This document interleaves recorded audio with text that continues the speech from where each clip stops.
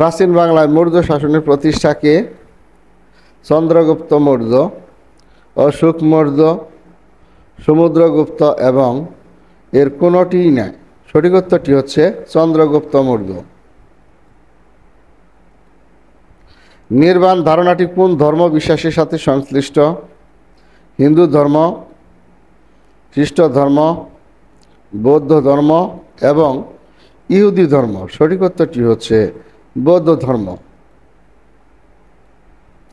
চীনা পরিব্রাজক হিউয়েন সাংয়ের দীক্ষাগুরু কে ছিলেন?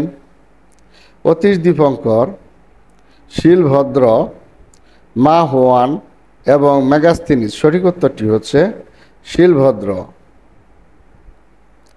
বখতিয়ার খলজি বাংলা জয় করেন কোন সালে? 1200 সালে, 1212 সালে, 1204 সালে এবং 1211 সালে। সঠিক উত্তরটি হচ্ছে 1204 সালে। সুলতানি আমলের বাংলা রাজধানীর নাম কি? সোনারগাঁও, ঢাকা, জাহাঙ্গীরনগর এবং গৌড়। সঠিক উত্তরটি হচ্ছে সোনারগাঁও। ফাহিয়েন কোন দেশের পর্যটক ছিলেন? মরক্কো, আলজেরিয়া, চীন এবং মঙ্গোলিয়া। সঠিক উত্তরটি হচ্ছে চীন। হর্ষবর্ধনের সভাকবি কে ছিলেন?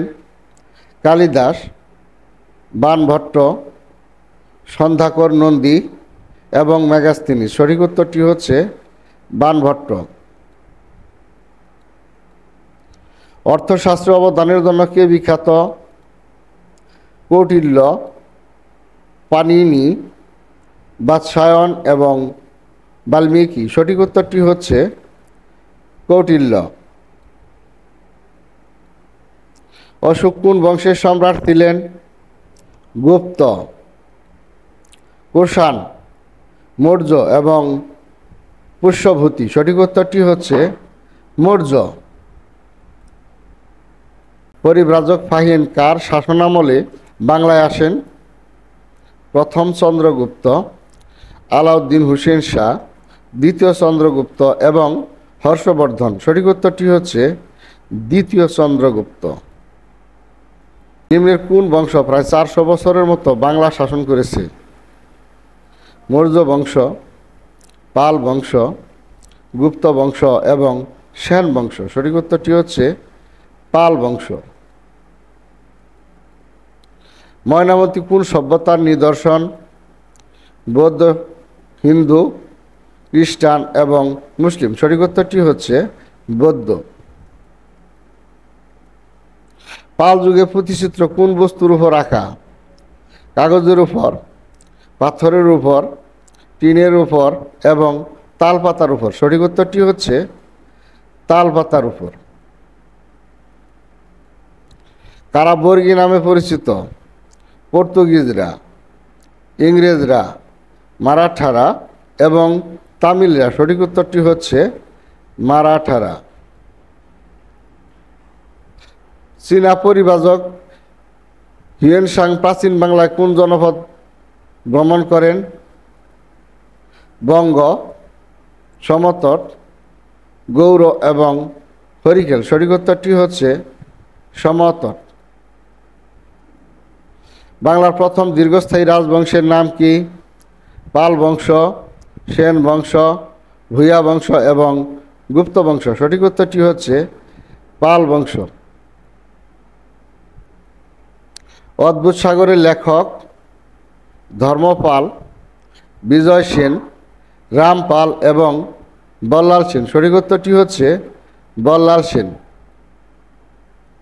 হর্ষচরিত গ্রন্থটি রচনা করেন হর্ষবর্ধন, কলহন, বাণভট্ট, কৌটিল্য। সঠিক উত্তরটি হচ্ছে বাণভট্ট। প্রাচীন ভারতের কোন শাসকের অপর নাম বিক্রমাদিত্য ছিল? অশোক, দ্বিতীয় চন্দ্রগুপ্ত, সমুদ্রগুপ্ত এবং হর্ষবর্ধন। সঠিক উত্তরটি হচ্ছে দ্বিতীয় চন্দ্রগুপ্ত।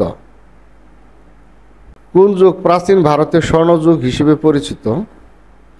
গুপ্ত যুগ, মৌর্য যুগ, শুঙ্গ যুগ এবং কুষাণ যুগ।